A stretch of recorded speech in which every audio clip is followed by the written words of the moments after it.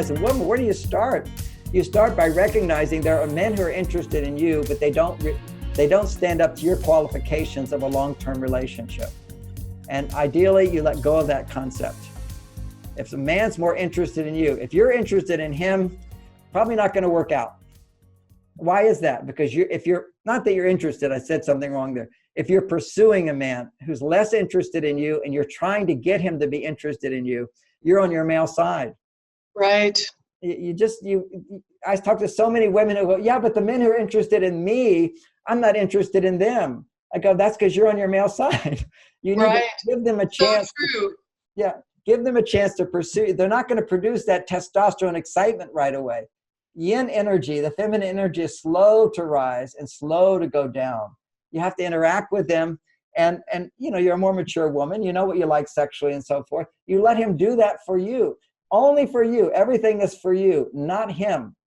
I give you an example, and I know that some women listening have never even had an orgasm. Half the women in America have not had an orgasm. Half of those women have never had an orgasm with a man, but they depend on a vibrator. So this is like learning how to have an orgasm. So this was a great little story once. I was teaching a class, and I was talking about how women need to learn to receive. Is that women, when their self-esteem is not fully, when they don't have permission to be all of who they are, I'll call that low self-esteem. And then when they get into the bedroom, they want to give and give and give for the man. Okay. So I was saying women have to learn to receive. And this one woman in the seminar, she stood up like, oh my God, that's it. That's it. Everybody went, what? She said, that's why I had my only orgasm. And we said, well, what was it? And she said, well, there was this time in the past where I was at a bar back in the days when people didn't have internet and all that. I was at a bar, and this guy was really pushy.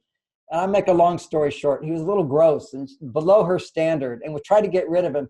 But he was very patient. He was very confident. He'd say things like, look, I'm only a guy. I'm not a perfect guy, but, I'm really attracted to you. And I can take you places that you've never been before. And he said, let's have sex tonight. I can take you places. He must have said it 5 times to her. And she thought, well, okay, I'd like to go to places I've never been before. So I'm not going to, but I'm not really like this guy. I'm not going to give him anything. I'm not going to do anything for him. He's going to have to take me places I've never been before. And then she had an orgasm. And she now realized the reason she had an orgasm is because she wasn't giving so much to the man. Now, I'm not saying you have to have some guy you don't want to give to at all. I'm just saying that you have to learn to receive. And for her, she was so out of balance. The only way she could just be selfish in sex was to not like the man at all. The goal is to be selfish in sex and love the man. Men just want to make women happy. That's the whole thing, is that women don't get that your happiness and your pleasure is the most meaningful thing for a man. But it's hard to think that, because men, once they get an erection, the erection says me, me, me. It just feels so good to hold that handle. It's just fantastic. So he goes back on himself. But if you ask men afterwards what was in their lives, what are the most fulfilling sexual experiences they had, it's always a woman having orgasms.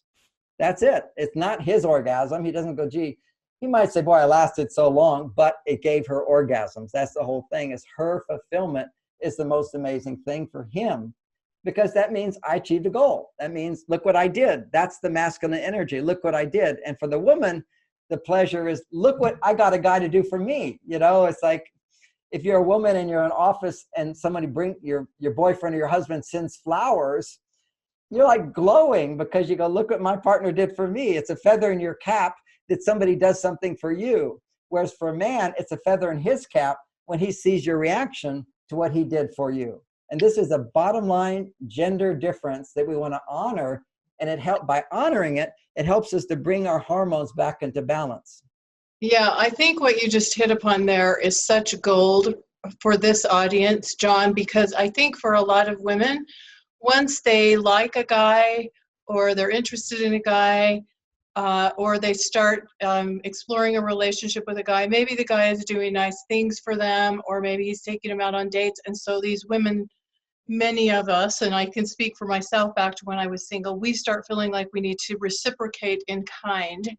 And we lose that sense of knowing and understanding how deeply satisfying it is for a man to just have a woman receive. And I like to call it graciously receiving what he has to offer, and then acknowledging in him and appreciating him, and then he's getting, it's like a win-win scenario. He's getting what he needs, and a woman is getting to receive and be fulfilled by what she's receiving.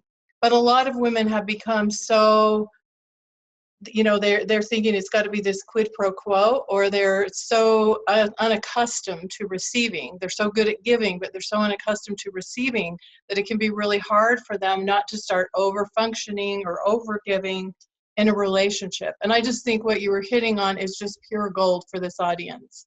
And also to know that once the sex happens, because men do ejaculate who haven't learned how not to ejaculate, he will disconnect.